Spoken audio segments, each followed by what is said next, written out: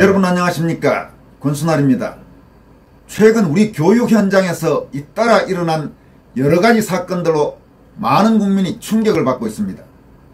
이와 관련해 원로 언론인인 류건일 주필은 현재 한국의 좌익 이념 및 이권교육 카르텔 문제점과 관련된 두 편의 칼럼을 우파 성향 인터넷 매체 뉴데일리에 잇따라 썼습니다.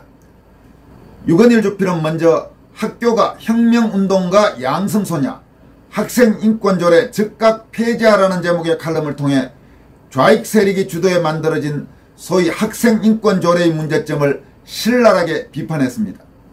사실 이 학생인권조례는 친정교조 출신 일부 교육감 등 교육계 좌익 세력이 주도해 만들어질 때부터 깨어있는 국민들 사이에서 그 위험성을 지적하는 목소리가 적지 않았습니다. 유주필은 이 칼럼에서 소위 학생인권조례는 학교를 혁명기지화하고 학생을 혁명 예비군으로 키우려는 속셈이라며 한국판 문화혁명, 한국판 홍위병이 나올 판이라고 강도 높게 경고했습니다. 그럼 먼저 이 칼럼부터 한번 살펴보도록 하겠습니다. 교육 현장을 홍위병식 조반유리와 포스트 모더니즘 난장판으로 만드는 소위 학생인권조례를 폐지하라. 여기서 조반유리라는 것은 중국의 소위 문화혁명 때 나온 표현이죠. 대드는 데는 이유가 있다, 이런 뜻으로서 당시 모든 기성의 권위 이런 부분을 다 때려 부숴버리는데 사용된 그런 논리입니다. 좌파 득세 후 극좌 NL 운동권은 각계각층에서 자유민주주의 체제를 허물고 민중민주주의 체제를 수립하려 했다. 공교육 현장에서도 예외가 아니었다. 운동권은 교권을 허물고 학원을 혁명의 진지, 혁명가 양성기관으로 만들려 했다. 교사의 지도를 억압으로 규정했다. 그리고 학생들을 그것에 저항하는 혁명 예비군으로 만들려 했다. 학생인권조례가 그러했다. 학생인권조례는 기성의 도덕 기강을 완전히 뒤집어 엎자는 의도였다. 임신 출산으로 처벌받지 않는다? 성해방이다. 가족 형태로 인해 처벌받지 않는다? 동성애 부추기기. 학생들의 양심의 자유. 미성년자에게 주한미군 철수를 주입해 애들이 거기 푹 빠져도 내버려 두자는 것.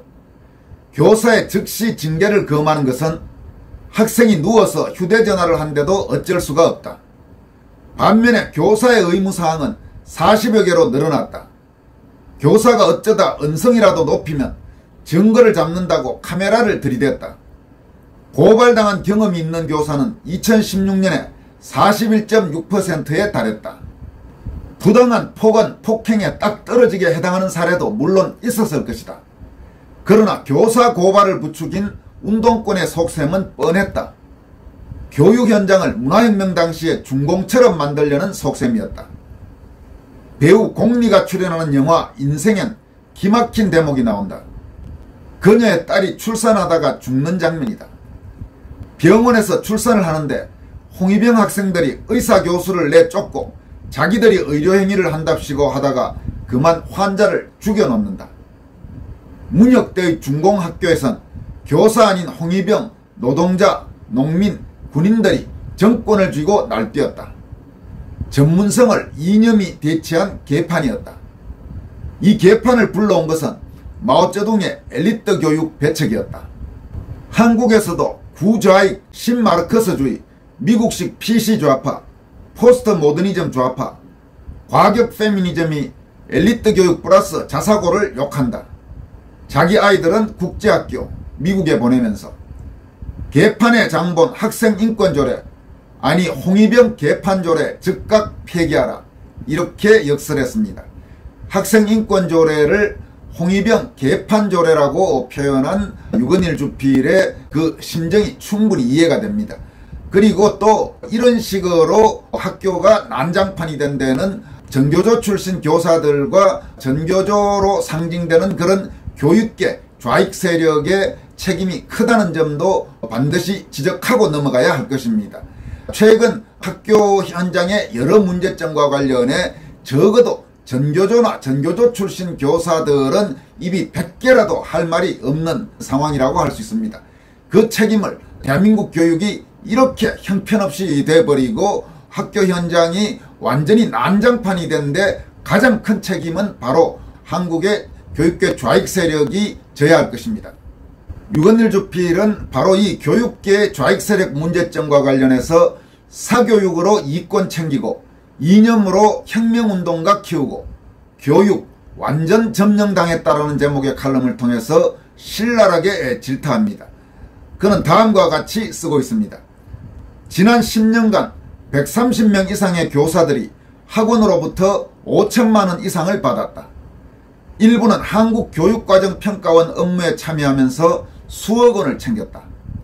수능 출제와 관련해 교사가 자신만의 정보, 예컨대 수능 킬러 문항을 학원에 건네고 학원은 이를 판촉해 돈을 번다. 사교육 카르텔 의혹이 이래서 생겼다. 이 사교육계 도둑대 정황을 윤석열 정부가 일망타진할 기세다. 당연히 그래야 한다. 사교육 시장은 오래전부터 좌익운동권이 장악해왔다는 설이 분분하던 참이었다. 국민의힘은 22일 586 그룹이 사교육 시장을 독과점했다. 그들과 민주당 사이엔 상당한 교류가 있다라고 주장했다. 이 말이 사실이면 사교육 플러스 일부 교사들의 유착 적폐는 결국 좌익 적폐의 한 커다란 덩치였던 셈이다. 이래서 민주당이 자꾸 수능 정시를 늘리자고 했나란 합리적 의심이 있다. 참고로 여러분들에게 추가로 말씀드리면 실제로 1980년대 학번 중에서 그 좌익 세력들 그중 상당수가 사교육 시장으로 진출해서 거의 한국의 사교육 시장을 완전히 장악을 했습니다. 그러니까 엄청난 돈을 벌면서 돈과 인맥을 갖고 좌익 운동을 계속하고 좌익 세력과 연결돼서 대한민국의 온갖 악행을 거듭해온 것이 지금까지 수십 년간 이어져 온 현실입니다. 한국의 소위 586 좌익 세력, 사교육 장악한 세력은 엄청난 부를 지금 갖고 있습니다. 보통 직장생활하는 사람들은 상상할 수도 없는 거대한 부자가 돼서 그들만의 어떤 특권 시장을 향유하고 있는 게 현실입니다. 지금 저런 현실이 또 다른 교사들과의 유착 이렇게 하면서 점점 더 나쁜 영향을 끼쳤고 결국은 한국의 교육을 완전히 지금 좀먹게 했다고 해도 과언이 아닌 현실입니다. 유주필 칼럼을 계속 더 살펴보겠습니다. 학원과 교사들의 유착 유형을 몇 개 더 구체적으로 살펴보자. 한 사회과 교사는 M학원 등에서 10년간 총 9억 3천만 원을, 한 진학상담 교사는 I학원 등에서 10년 동안 총 5억 9천만 원을, 한 교사는 D학원 등에서 4억 6천만 원을, 또 한 교사는 I학원 등에서 3억 6천만 원, 또 다른 교사는 S학원 등에서 3억 2천만 원을 받은 것으로 알려졌다. 여기서 한 가지 정리, 즉 이미 정해진 이치를 재확인하고 넘어가야 한다. 586 NL 주사파는 이제 이념 세력이라기보다는 완전한 산적무리, 범죄 집단이란 사실이다. 예컨대 명색은 중국인의 자존을 위해 봉기했다고 하지만 실제로는 순 무도한 도둑대에 불과했던 청나라 말의 의화단 같은 것, 도덕적 저항임을 자임하는 운동이 어떻게 이렇게까지 너절하고 천하고 저질적으로 타락했느냐는 말이다. 지금 한국 좌익 세력은 교육계뿐만 아니고 다른 분야에도 대부분 이렇게 아주 지저분하게 타락했습니다.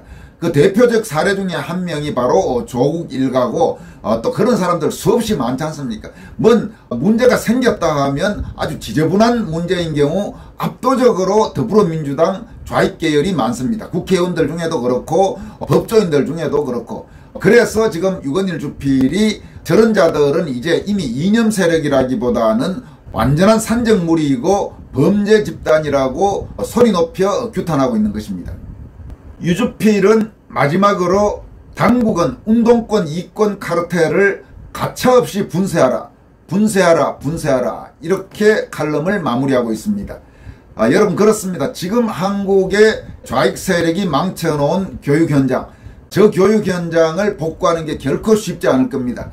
우선 해야 될 일들이 몇 가지 오늘 유건일 주필이 이야기하고 있습니다. 먼저 학생인권조례를 즉시 폐기해야 됩니다. 물론 좌익 세력들 아마 상당한 저항이 있을 겁니다. 이미 조희연 서울시 교육감 같은 경우 학생인권조례 폐지에 반대하고 나섰습니다.